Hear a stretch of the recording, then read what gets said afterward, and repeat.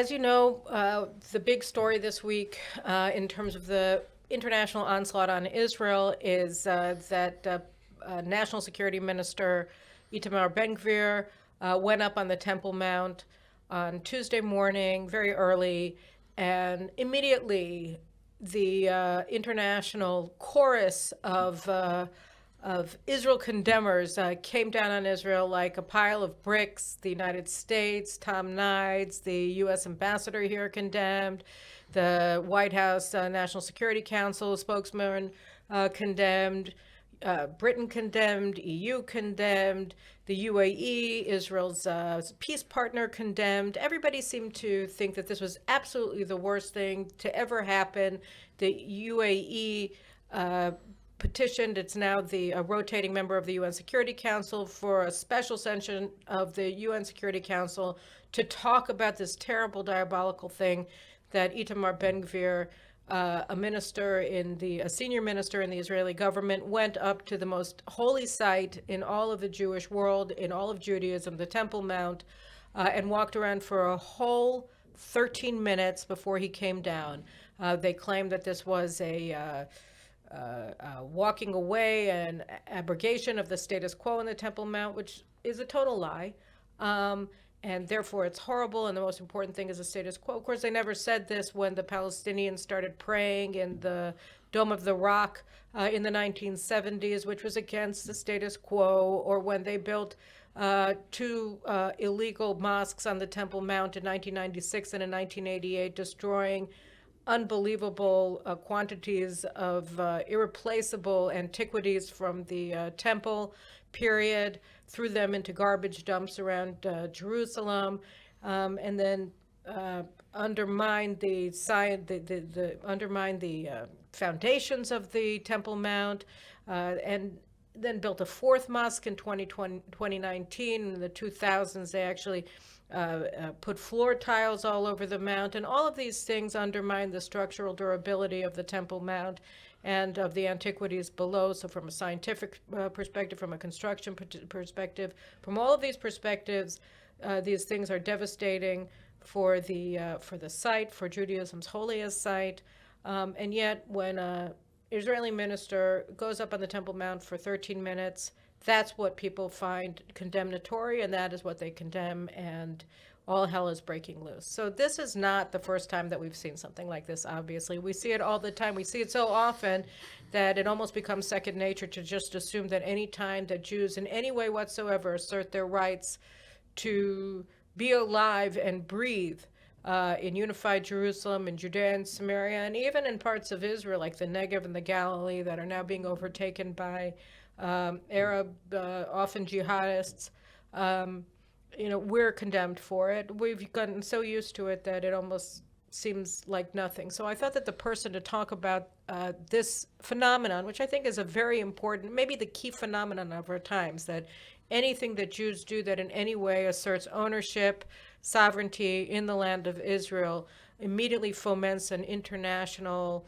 gang rape of Israel in international forums and bilateral relations, is Professor Richard Landis. Professor Richard Landis is a medieval historian, and he has spent over the past 20 years, more than the past 20 years, really since 2000 and on, studying the blood libel and its contemporary form against Israel. And he just put out this extremely important book called Can the Whole World Be Wrong? Can the Whole World Be Wrong? Lethal Journalism, Anti-Semitism, and the Global Jihad, from Academic Press. So first of all, Professor Richard Landau, thanks so much for coming on the show. Thank you. First of all, congratulations, or second of all, I said first of all, thanks for being here. Second of all, congratulations on this really important book. I know it's been, how long did it take you to write this thing? Over a decade. Over a decade, yeah. I can tell just from reading it that it was a labor of love and bitterness in a way. Yeah. I just want to start this discussion with what I found to be sort of almost a summary quote of your thesis here from your book. It goes like this. You're talking about the Mohamed Dura blood libel from October of 2000, which we're going to talk about. Don't worry, that's the first thing we're going to talk about. But you right here. The conjuncture of jihadi demands and progressive enthusiasm for the inverted narrative lies at the heart of the current malaise of the West. In 2000, on a wave of misinformation from our jihadi-intimidated narrative journalists, the ElDaro blood libel introduced these moral and cognitive inversions into discussions in our public sphere. The moral sadism of calling Israel the new Nazis when no army behaved less like the Nazis, and calling the Palestinians the new Jews when they openly claimed they wanted to be the new Nazis became the new normal.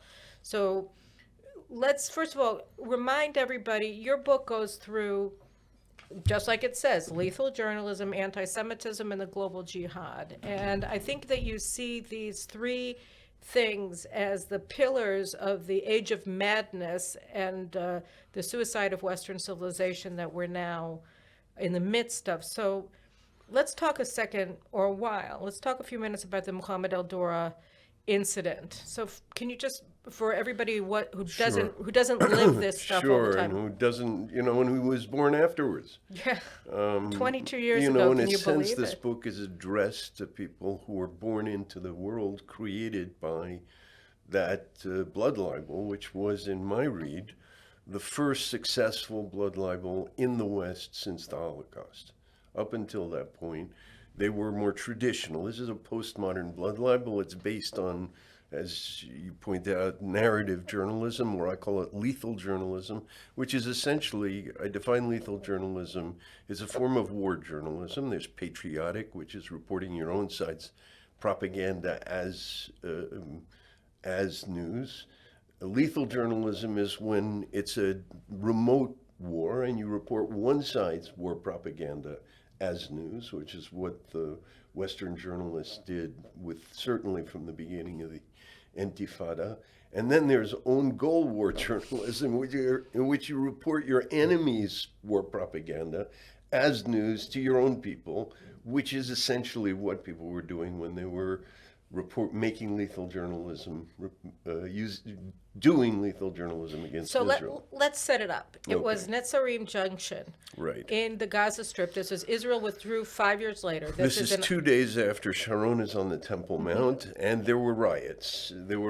And in fact, we know from subsequent remarks that his visit to the Temple Mount was a trap, and that Yasser Arafat was planning the riots that would ensue as a result of his visit. Right. So let me just step back one more step, which is July 2000. So we're talking 2 months earlier. What happened was we had the Camp David summit, where then Israeli Prime Minister Ehud Barak went to Camp David with President Clinton, and Yasser Arafat made massive concessions about Jerusalem that shocked everybody, and Arafat still said no.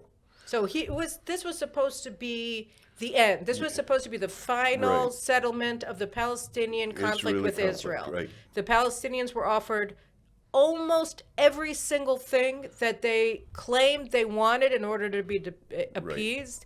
Little thing here, little thing there, and Arafat rejected it, and he didn't offer a counteroffer, and he walked away. And then when he walked away, he said to Omar Barghouti, the head of the Fatah movement, who's in jail now, he said to him, "Prepare for war." Right. And we had a whole bunch of other. Faisal Husseini explained that the whole Oslo peace process from 1993 until then had been a Trojan horse to bring in the Palestinian war. Arafat himself had said that it was the Treaty of Hudaybiyah. Right, but that was we're weak. We make the treaty as soon as we can. We break it. The soldiers come out of the Trojan horse. Right, and then he started calling for jihad when he came back from Camp David. So he rejected peace and he called for jihad. Right. And September 28th, 2000, Sharon, who was, I think, the opposition leader at the time, he went up to the Temple Mount, much as Ben-Gvir went on Tuesday, January 3rd, and all hell breaks loose. Right. And so we have rioting all over Israel. We have rioting in Judea and Samaria, in Gaza, and in Jaffa. In Jaffa. And then we have this incident where, again, Israel is still in military control of Gaza. We have the Gush Katif communities in southern Gaza Strip. And Netzarim Junction is a key junction in Gaza. It's a key traffic artery. You have an Israeli military detail in a pillbox, right? At the junction, overseeing what's happening, and you have rioting on the ground. Right. Right. Okay. So they come out and demonstrate, and I was privileged, largely because I don't think Charles Anderlin understood what was going on when he let me in, because he only let friends see the footage. But I got to see the footage of that day, and most of it is just, Palestinians standing around, kids standing around in front of the Israeli position, burning tires, throwing rocks. Completely unafraid of the Israelis. And then there are scenes of sort of fake injury, and people carry people out to ambulances and stuff. But there was literally no serious stuff going on until all of a sudden, at about 3 o'clock, we see fire coming from the Palestinian position. Allegedly, we see fire coming from the Israeli position. And then you have this drama of a boy who dies in his father's lap, allegedly shot by the Israelis on purpose in a hail of bullets. Bullets like rain, says the cameraman, Charles Anderlin's France 2 cameraman, bullets like rain. And he sends this footage, which is really shoddy stuff. You can see it at the website aldurah.com, ALDURAH.com. It's 60 seconds. It's 9 different takes instead of running his camera, which he said he was running out of batteries. He takes these takes, and then they're put together. The last scene where the boy raises his elbow and looks out is cut. Anderlin says, I cut it because it was the death throes and it was too hard to bear. In fact, it was too hard to bear for his narrative, since he had already announced the kid dead 2 takes earlier. And this then takes in the media in a way that is absolutely astonishing. So wait, let me just to clarify. So what happened was, there's this scene. It's pretty clearly staged. It's staged. Like so much else. And France 2, which is a state television broadcaster of France, has this exclusive footage, right, from this scene, which is canned footage, right? And they take this footage, and what do they do with it? They edit it, and they broadcast it that evening without checking. In fact, Anderlin called the IDF Dover Tzahal and said, I have footage, don't try and deny it. The best thing you can do is apologize. Is this Erev Rosh Hashanah? This is Erev Rosh Hashanah. So, a young guy is there in charge. He doesn't know what's going on. And then Anderlin runs it. And the next day, the pressure is on everybody to run it. I have a friend who worked in CNN. And apparently, the new head of CNN said no to the footage because it was pretty clearly. But then the next day, the pressure's on him to line up with the France 2. So this narrative of the Israelis deliberately, in cold blood, shooting down this Palestinian boy in his father's arms, with the father pleading to them to stop, makes the rounds throughout the West. There's something else that's interesting about it, right? Which is that France 2, aside from the pressure came from the fact that France 2 released it for free, right? They gave everybody the tape. Which is different from normal practice, right? Absolutely. What would normal practice be? Normal practice is if you've got what's it called when you get you've got an exclusive an exclusive, you don't give out the footage. People have to pay for it. But he wanted people to pile on. I don't know if you've seen the movie Wall Street, but there are ways in which you can literally create a rush, and that's what he wanted. He wanted to create an avalanche in favor of this narrative.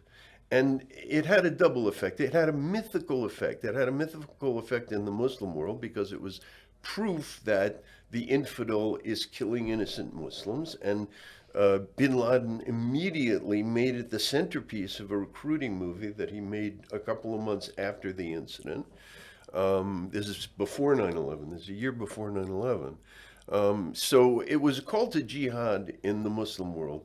In the West, it was the key to Holocaust inversion.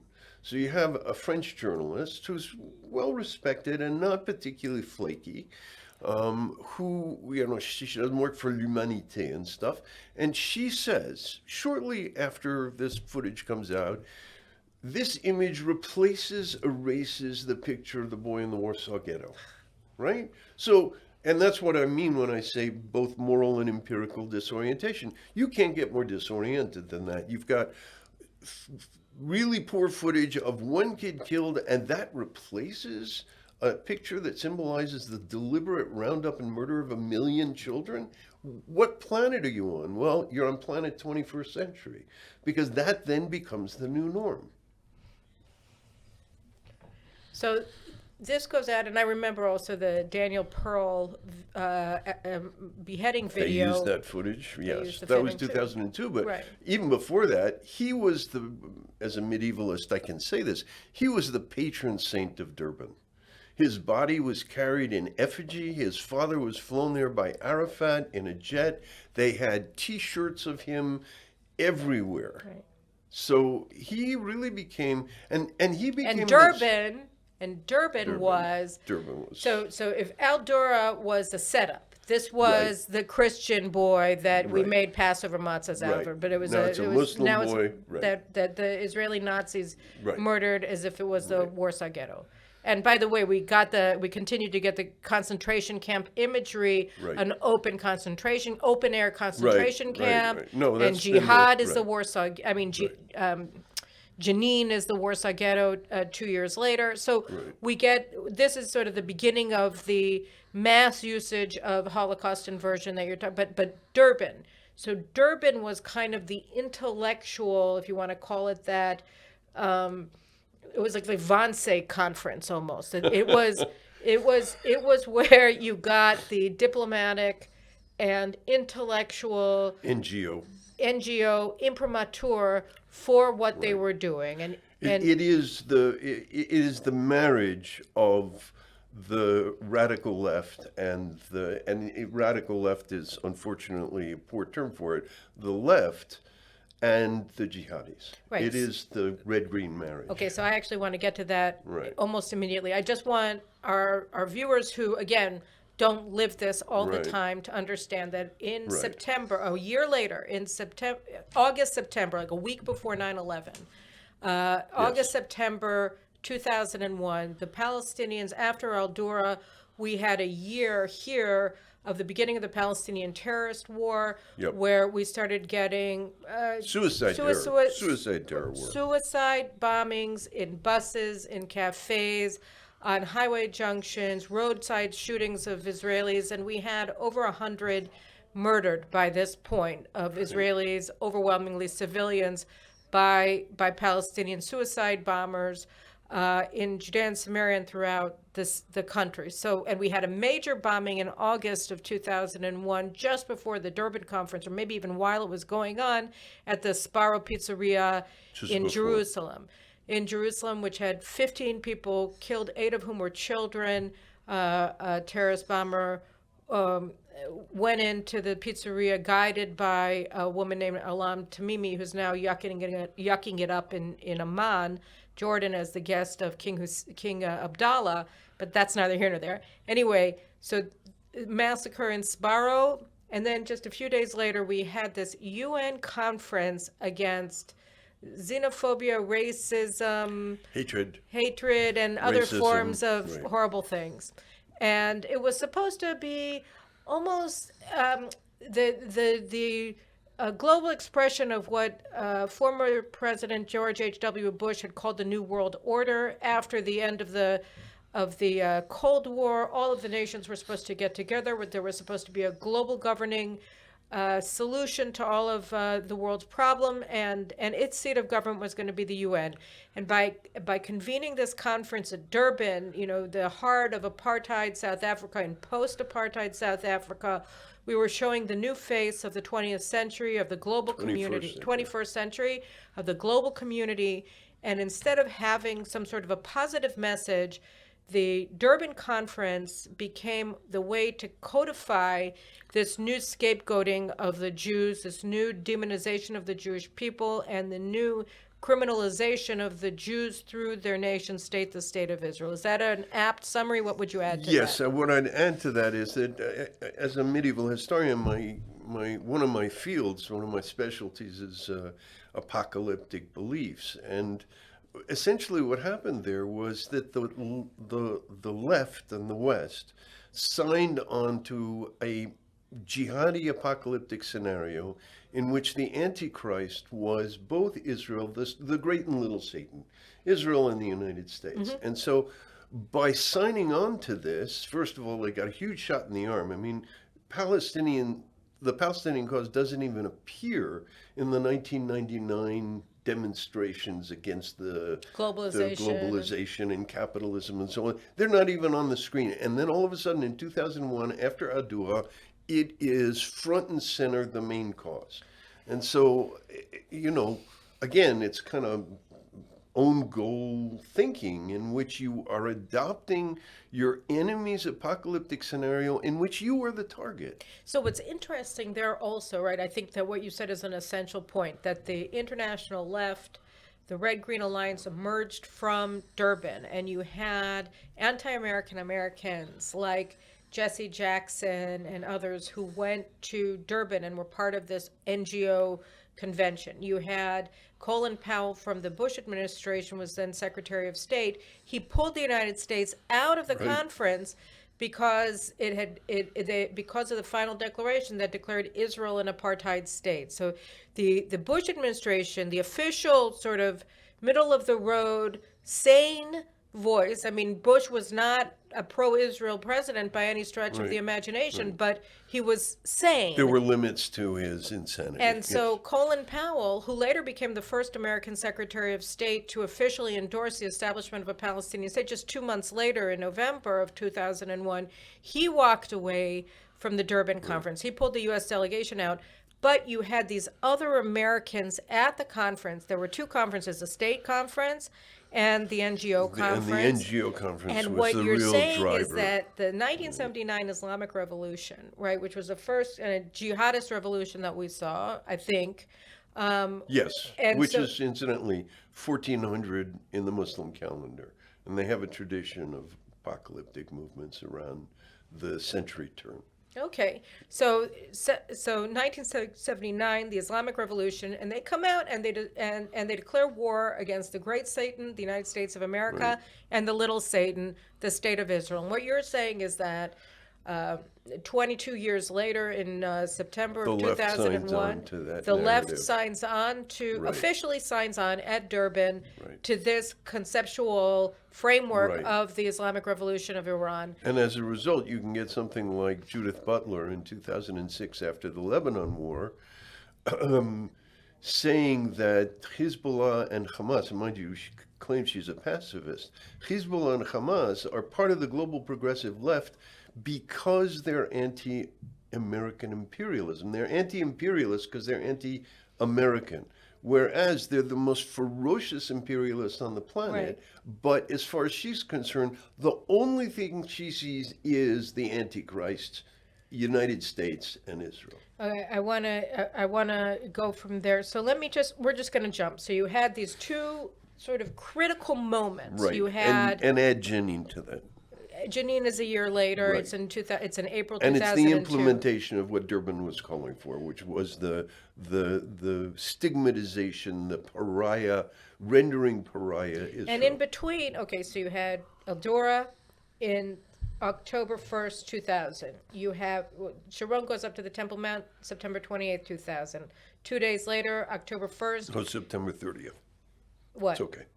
Never mind. Yeah, it's 2 days later, right? September 30th, you have ElDaro, and then you have a year later. September, Durban. And then you have September 11th. September 11th, we haven't spoken about. And in 2002, after Israel had undergone Now, 2 years or a year and a half of massive terrorism. There were over 100 people who were killed in the 1 month of March 2002, caused Ariel Sharon, who was then prime minister, to order the IDF to carry out what became known as Operation Defensive Shield, where the Israeli military went in and restored Israeli security control over the Palestinian population centers. And in my book, I present that as the first campaign of a democracy against suicide terror literally the first campaign against suicide terror, and the world lined up on the Palestinian side because journalists were reporting completely unverified accounts of the Israelis behaving like Nazis, of massacring people and burying them in mass graves. So there was this huge battle in the Janine refugee camp in August of 2002. Actually, very contained. It was like 5 square blocks. Right, and it was a horrible pitched battle from house to house For 3 because weeks. Israel was so afraid of the lethal journalism you talk about that it refused to bomb from the air, so that our reservists who were doing the fighting 23 were exposed. So you had 23 reservists who were killed in the battle, and you had about 55 terrorists who were killed. Well, you had 52 to 56 Palestinians, 40 of whom were combatants. So that's a 3-to-1 combatant to civilian ratio in urban warfare, which is absolutely unheard of. And the world hears the story of the Janine massacre, which was the Warsaw Ghetto uprising of our times. Right. So and the Jews were the suicide bombers who had booby-trapped literally every single building in the camp. And by the way, they call it a refugee camp, but that's a misnomer because it's really just a normal urban neighborhood. In fact, it's a nice one. Janine, right. So that's that. So you have this decision, and now where do you come into this? How are you looking at all of this, and how, why, and why? So first of all, you, and then why? So at the time, already towards the end of the process in the 1990s, I began to feel that there was something awry about this peace process. But I didn't expect it to blow up. When Arafat said, no, I work a lot, again, as a medievalist, on honor-shame culture, and it was clear to me, I have a section in the chapter on honor-shame here about the Palestinians and why Arafat, for reasons of honor, couldn't say yes, because negotiation is a form of weakness, and making sacrifices to get something but not getting it all is a sign of weakness, and he could not say yes. And the West was, I have a chapter on cognitive egocentrism, which is projecting your mentality onto others, and liberals project their positive sum mentality onto others, and then they're shocked when they don't do the rational thing. Anyway, so when the Intifada breaks out, I remember seeing the picture of Mohamed and thinking, oh, it's all over. I'm not going to be able to argue for Israel with a picture like this out there.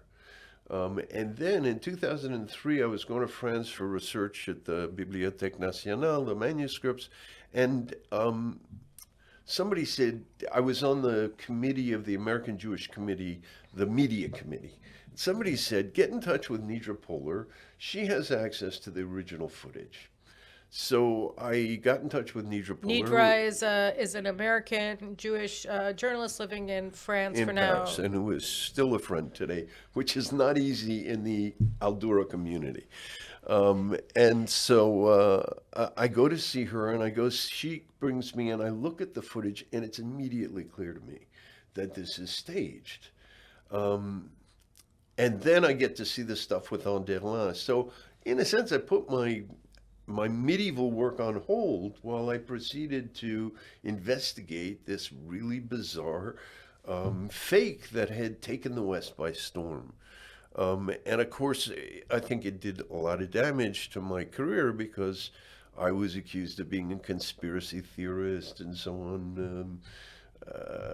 I even forget the name of the people who did that. But in any case, it was a tough road to hoe. I made the movie Pallywood, right. And I made it because when I would talk to people about Al-Dura, I'd say there are 5 possibilities. The Israelis killed him on purpose. The Israelis killed him by accident. The Palestinians killed him by accident. The Palestinians killed him on purpose, and a 5th. And people were so committed to the kid was killed that they would say the ambulance driver, the journalists, it never occurred to them that this could be a fake. That he was alive. Well, I don't know if he's alive. We don't know what happened to him afterwards. We know that the body that was buried had no relationship to the picture of the boy we were told was Mohamed Al-Dura. The footage of the funeral scene. There was a German facial recognition expert who said this is nothing. This is not the boy in the picture that were being given by the family as the boy who was killed in the. So I made Pallywood because I wanted people first to realize that it was not only standard for the Palestinians to fake footage, but that it was standard for Western journalists to take this footage and clean it up, which is exactly what Al did with the Al-Dura footage. So I came out with that, and I had some success. Now Pallywood is a well-known term, but never in order to face what the media did with Al-Dura would take a level of self-reflection and bring about a change that would, in my mind, be enormously beneficial to the West, because it would literally staunch this lethal journalism that continues to destroy our ability to understand what's going on. But I, up until now, haven't succeeded. So this book is an attempt to sort of lay it out. The first 5 years of the 21st century, Al-Dura and the Intifada, which I call the Oslo Jihad, 9/11, Janine, and the Danish cartoon scandal. And there you can see essentially the taking of a mindset that literally doesn't get it. So the original title of the book was They're So Smart Because We're So Stupid. So that's really the question. That's good, but can the whole world be wrong? You said is a quote that you ascribed to Ahad Ha'am, Asher Ginsburg, right. the yes, Zionist, he wrote an essay called it. Right, and he was talking about, can the whole world be wrong, essentially about the Jews, about the blood libel. About the blood libel. But it's also about the Jews, because the blood libel is about demonizing the Jews. And the answer is yes, and the question is, there's so many questions, but the main question is why? Why? I mean, this is so devastating to the West. Yeah. There's a joke, allegedly, it appeared in a movie, and I think people say, I haven't been able to find it, that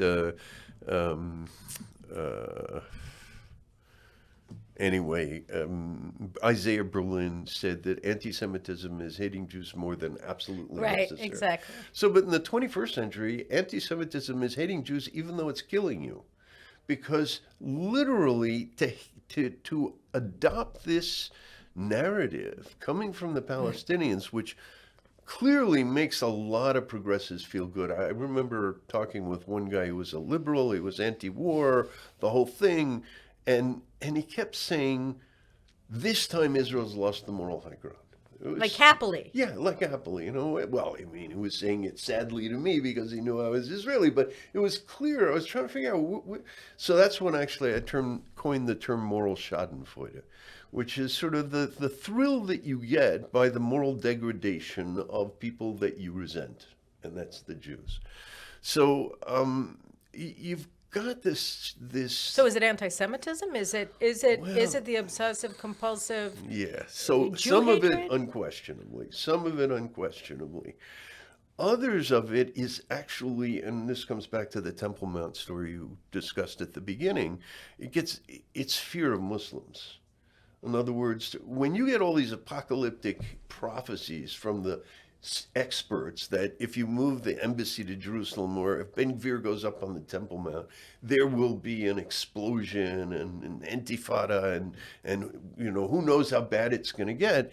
Basically, they're adopting the narrative of Muslims who are threatening violence in order to get their way. And they're giving them their way preemptively. So I actually coined another term in the book. I call it preemptive dimitude. Right. Which is It's a great term. you behave like a dhimmi. You don't criticize Muslims. You attack people who criticize Muslims. You behave like a dhimmi in the hopes that Muslims won't feel the need to conquer you and make you a real dhimmi. And I think that many, if not most, of the people in high positions in the West today are operating under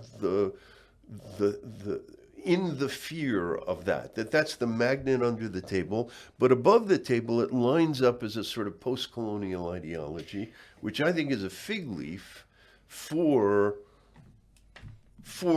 the cowardice that these people are showing vis-a-vis people who are openly proclaiming they're our enemies. Let me give you a theory I've been working on for the past week, and see whether we can flesh it out, or you can just tell me it's stupid. But Pope Benedict XVI just passed away, Right. and I couldn't help myself, even though I wanted to write an article about the new government and the pylon. Like Right. I just felt like I had to talk about Benedict for a second, because I think that his 2006 speech at Regensburg, Right.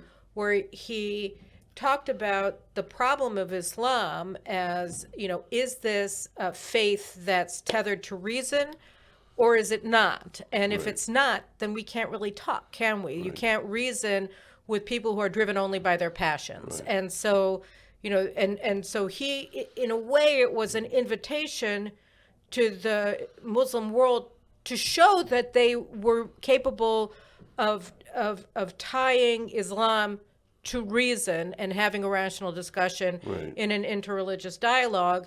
And of course, the jihadists responded by beheading a priest and killing a nun and burning churches. And killing 20, 30 Muslims. Yes, I mean, I think they killed, I when I was going over to write this column, I think I didn't see that. I had remembered that 15 Christians were killed, but I only wrote about the ones that I could find. But at any rate, so they went on this spasm of rage, murderous rage, killing the infidels in their wake, and Benedict apologized in a way, but he didn't actually apologize. I was looking at it, and he was terrific, but there was a sense that this was also an event. This was also an important event. Here's the head of the Catholic Church saying, come on, guys, be rational. We can't. Are you capable of rationality? And the left sided with the people who were beheading nuns. Yes. And how could you insult them? how you're an Islamophobe, and so it made me think. And this is my theory, that that what everybody wonders about this red-green alliance, how can they possibly, their visions of utopia, of where they want to get to, are so disparate. There's no connection between them, but the path towards it, I think, is the same, because both the radical left, the woke revolutionaries, the progressives, and the jihadists reject reason, right? And they both have their impassioned beliefs, and where they change immutable truths into malleable states of being, male, female, biology, and then they take these things that are very clearly, preferences, like I want to be a transgendered, and they turn it into something immutable. So this is just reality on its head. That's not my words, by the way. Doug Murray, I saw him say it in an interview, and I thought it was so brilliant, I figured I'd steal it. But see, I can't steal it. I have to give him credit. Or as Melanie says, the world turned upside down. Yes, it's the world turned up, but it's an embrace of madness and a rejection of rationality. And so they have this joint path to get to their very different end states.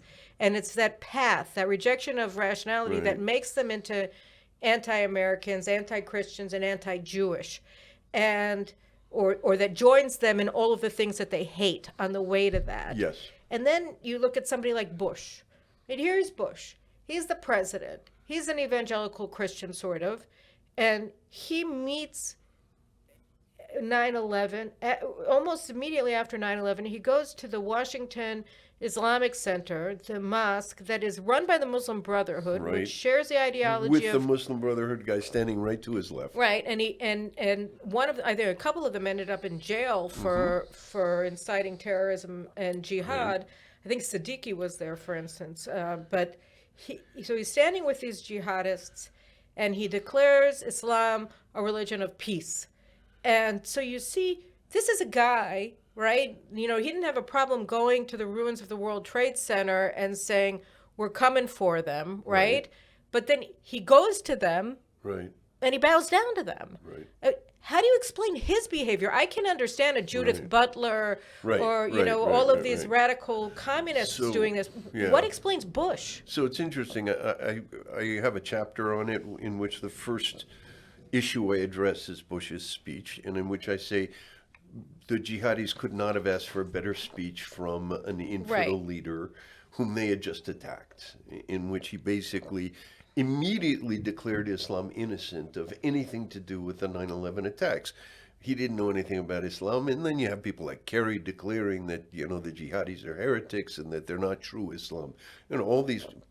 I think this is all preemptive dimitude. And But why would okay, Bush? so the reason that Bush did it, and I actually heard Condoleezza Rice just this summer. There was a conference at Stanford at the Hoover Institute, and she was asked, when did Bush do something that was based on an understanding of history? The conference was about history. And she said, well, you know, 9/11, he went and gave that speech. And why did he give that speech? He gave that speech because he knew what we did to the Japanese in World War II. And he didn't want to repeat that. And so I wrote her a letter, which she has yet to respond to, in Shocking which I that said, she didn't respond. yeah, in which I said, look, you know, here's what I wrote, and I can understand not wanting to repeat what happened to the Japanese in World War II, but you don't have to go the other extreme. But it's not only that. Ernie May, who was a professor at Harvard, a brilliant Right. historian, I TA'd for him when I was at the Kennedy School, and really, he wrote a small book called The Lessons of History, I think, or something like that, where he was talking about the misuse of analogies and how people take the wrong analogies I call it analogic dyslexia. and they don't understand history as a right, result. right, And so if exactly. you take The the wrong American analogy. treatment of Japanese Americans As your and guide. Well, it's okay as a guide, but the point is he took it in the flattest way.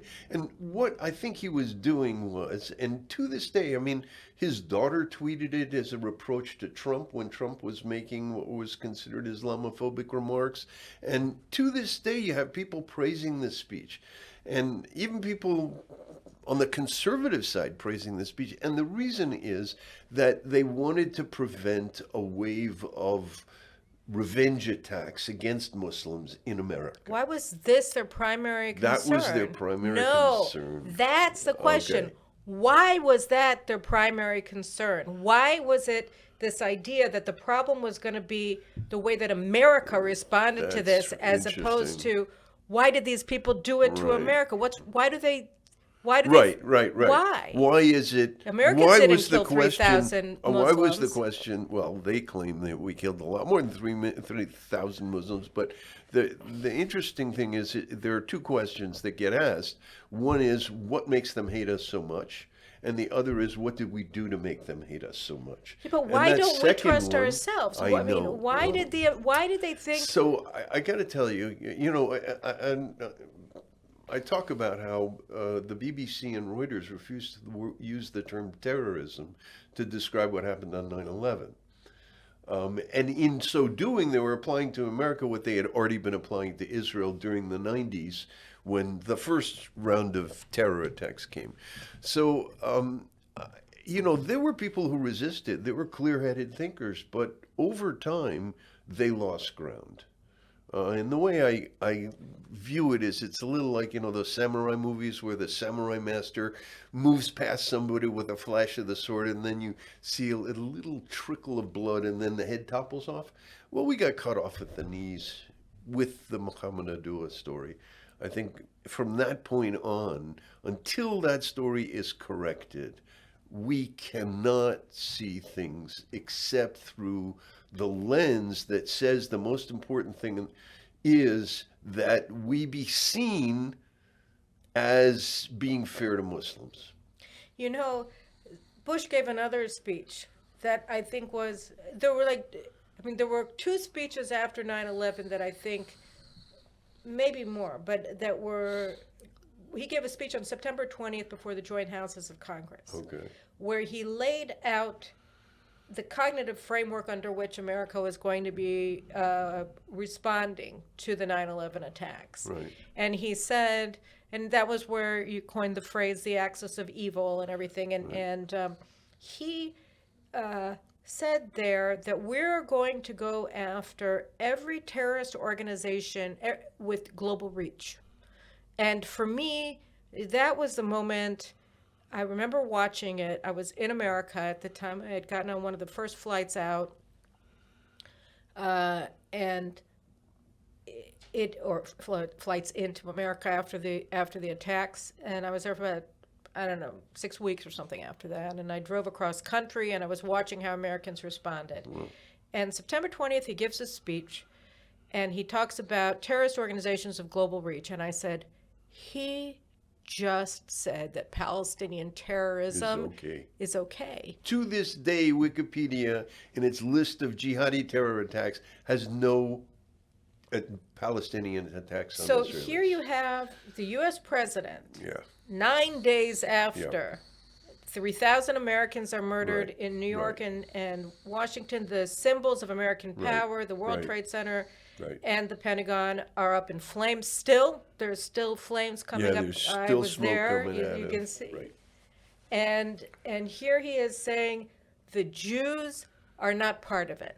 Right? We are not with the Jews right. on this. And that's We are the- throwing that's- them right. to the wolves. Yes, and that is one of the key points in my book is that by misunderstanding the Arab-Israeli conflict as freedom fighters against imperialists, Right. rather than as jihadi imperialists against an autonomous indigenous people, the West systematically got disoriented, so they ended up applying the same logic to themselves, even though, for instance, he says axis of evil, he says war on terror. He won't say war on jihad or war on radical Islam or any. You couldn't even say those words. He said once in his presidency, Right. in a speech before the Foundation for Defense of Democracies, Right. the term radical Islam. That was the only Right. time in his entire Right, presidency and he then, said you it. know, and this was what gave me the title of my book in 2009 with the Fort Hood attack. Not only did this guy was able to shoot up people, soldiers, a Palestinian-born major in the Israeli or in the American army, not only is he able to shoot up people, even though he was openly embracing jihad as a doctrine and preaching it, and nobody wanted to call on him because they didn't want to be considered racists. But afterwards, the Department of Defense put out a report in which the word radical Islam did not appear once. And it took a Supreme Court fight to get Purple Hearts for... Right, because it was a workplace accident. Right, so essentially what you have is Westerners, and this gets to both the cognitive egocentrism and I think one of the driving forces behind this projection of goodwill onto everybody is a kind Except of virtue. their own people. Except their own people, right. Well, that, so Israel ends up being, I wouldn't want to think evil of the Muslims, but since the Muslims think evil of the Jews, I'll adopt their narrative. But also against Americans, right? right? And Americans against are going to Americans. come after Muslims after 9/11. Right. So I have a jihadi prayer, a Kagwar, a Da'i prayer, in which he says, Allah, please give us enemies who call our terror against them as freedom fighting and call their resistance to our terrorism. And that's exactly what they got. That's what we have. That's what we have. So I think that on one level, you've got a close association with this liberal cognitive egocentrism, this determined projection of their good people onto the entire Muslim world, with the tiny exception of, the actually violent jihadis, but everybody else who admires them and works for them without violence is automatically given a free pass to be a good, moderate, Erdogan. centrist Muslim, Erdogan or CARE, the people in CARE. Or Mohamed Zarif, the foreign minister of Iran, Rouhani. Right. All of them. Or Yusuf al-Qaradawi was pitched as a moderate. Okay. So on the one hand, you have this, I think there's a strong connection between that and what a lot of people call either virtue signaling or moral narcissism, which is I care more about how I look than whether what I do actually is moral or has moral effects. So if I look good, there's a terrible passage in a book by, I forget her name, she's a Swedish sociologist who basically watched this poor girl end up being honor killed by her family. And it was all because, as she put it, no Swede wants to be called a racist. Right. So they basically sacrificed her for their self-image or projecting the image of a good person. And I think that's a lot of what was behind. We don't want America to look bad if we are hostile to our Muslim citizens, or if we hold them to account. If we say, I rewrote Bush's speech at the end of the book, and I say, one of the things he should have said is, please answer these questions. We want to know, what's your position on these matters? Make it public. Like the Pope, right? Like Yes. Benedict XVI So did. I discussed the Pope at the end of my chapter because it happened a couple of months after the Danish cartoon scandal. Right, it sure did. It calmed down. And one of the things I point out at the end of it is, if you can't laugh when somebody says, call me violent, I'll show you, and gets violent, if that's not a joke on the person who objects to being called violent by being violent, then you're in bad shape. And that was the West. The West was terrified of the response. And all of these good-thinking people in the UN and all the diplomats are pressuring. So what we're actually talking about here, and it's even more depressing when you put it into context, because we're talking about sort of the prehistory of the self-destruction of the West. This is a setup in the Bush years, in the early years after 9/11. Right. But of course, then we had Obama, who came in. Right. And tripled. what did he do? Well, he basically, his people were formally told they couldn't use the word radical Islam. Right. So you have these ludicrous scenes that are on YouTube. I refer to them in the book, in Right. which you got Obama, what's his Holder. name? Holder, saying, it's sounding like an automaton, being unable to identify radical Islam as a problem. By the way, Holder Hoffer, I wanted to say Eric earlier. Hoffer. Yes. So you were talking about Durban and stuff. Eric Hoffer has a very powerful comment in his book, The True Believer, in which he says, mass movements don't need a God, but they do need a devil. There you go. And that's what happened at Durban. And the irrationality that you're talking about is, in my book, a form of millennial thinking, which is, what I am doing is going to bring about redemption for mankind. I am going to make the world not just a better place, a much better place. In fact, I'm going to bring on the new age. And sometimes violence is necessary, and sometimes you have to make alliances with people who are unsavory, but they bring a lot of energy and stuff. But what's going to happen to the left if they win is what happened to the left in Iran when Khomeini took over. They'll get eaten up. They're not capable of handling the forces. They're sorcerer's apprentices. Well, I don't know where we can end on a happy note, because this is sort of a depressing situation. But there is, I think Prime Minister Netanyahu would argue, and here I want to go to 2 points. First is the Arabs, and then to the Israelis. Right. So the Arabs, you had the so-called misnamed, obviously, Arab Spring, which was really a jihadist. It was spring for jihad. Right, it was springtime for jihad, right? And Khomeini, but you had this springtime for jihad, and Then you had the reaction. You had the reaction to the rise of the Muslim Brotherhood in Egypt and in Tunis, and the Saudis, the UAE, Bahrain, and other key Muslim countries, including Egypt under al-Sisi after they got rid of the Muslim Brotherhood government led by Mohamed Morsi. You had this reassessment of Israel that led to the Abraham Accords. Said, the United States has gone stark raving mad. The Americans betrayed not only the Jews, but also the Muslims, the Sunnis, when they went with the Iranians and the Muslim Brotherhood against them. Right. So let's make this pact with the Jews so that we can survive this wave of jihad. So it seems like, and then all of these countries labeled Qatar and Iran terrorists, and the Muslim Brotherhood is for them, for the Americans, they're great, they're moderates, but for the UAE, the Muslim Brotherhood is a terrorist organization. So you have this awakening among non-jihad aspiring or a revulsion or walking away from jihad by these Muslim leaders, key Muslim leaders in these in Mecca, right? Is this a sign? How do you make? Well, it could be. So what? It could be. What would need to happen for it to be? Well, what would need to happen? I mean, they made peace with Israel, A reconsideration, as I argue at the end of this book, of the damage done by the Dura story to our understanding of what's going on could go a long way towards this shift. But basically, the tragedy of the Palestinian people, Bassem Eid once said to me, the Palestinians have the worst friends and the best enemy.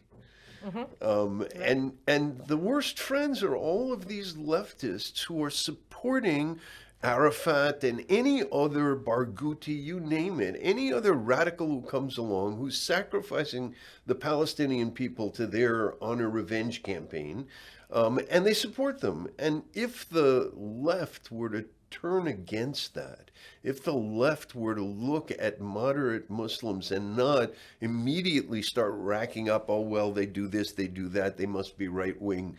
There are enemies. Or their Uncle Toms. Right, or their Uncle Toms, then there could definitely be a significant shift. It's not going to transform the Muslim world to its core, but it would certainly create momentum in a different direction. But I think that direction is literally unthinkable to most people on the left. And I think because of the total disorientation that took at the turn of we medievalists call it the millennium.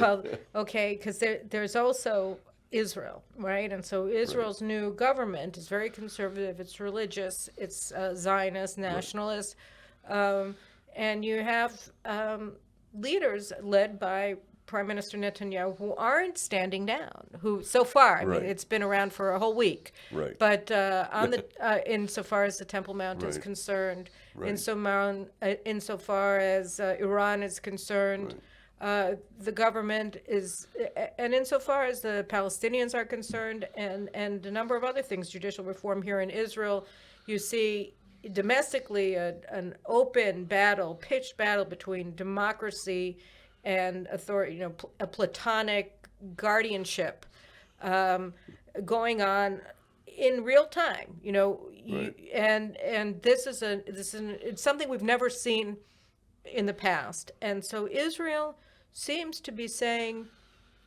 to the West, to its detractors, up yours, right? We don't take a hike. We're doing our thing. We're saying ElDaro was not killed by our people. We're walking away. We're rejecting the blood libel.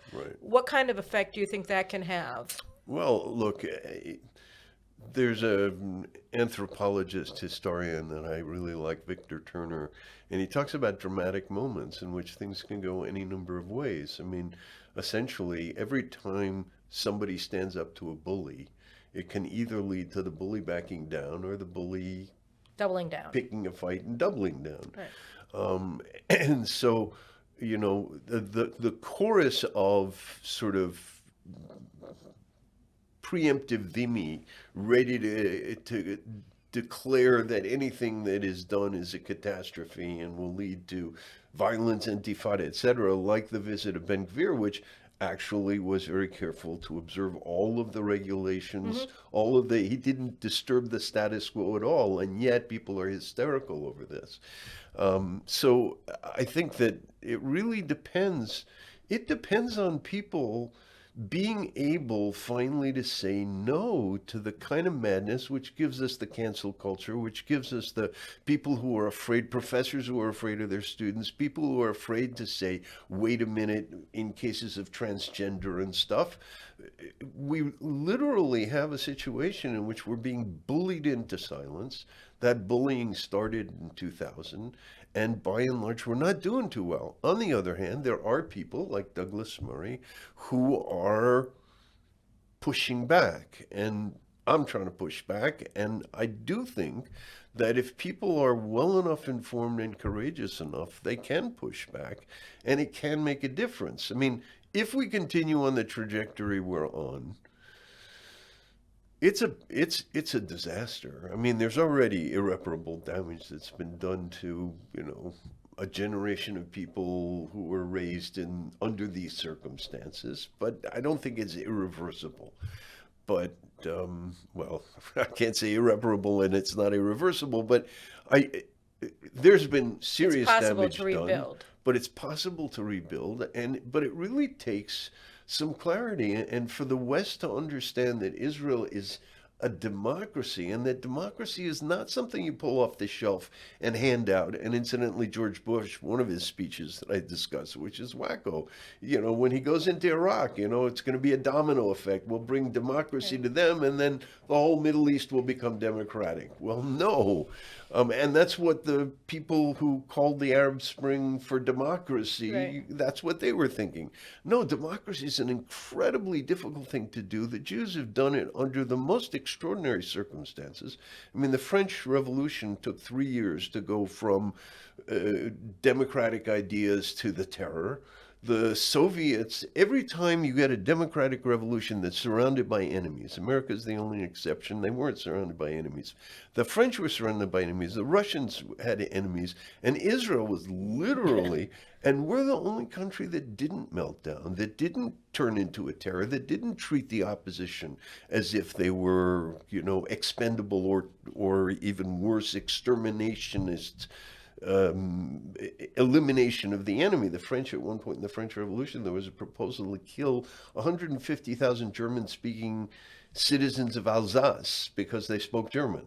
So it didn't go through, but in Russia it would have, or in China it would have. Germany it did. Right, in Germany, right. So the point is, we have performed extraordinarily on the world stage, and yet people are so fascinated and attracted by the moral schadenfreude of pissing on us that they literally will kill themselves in order to indulge in that pleasure.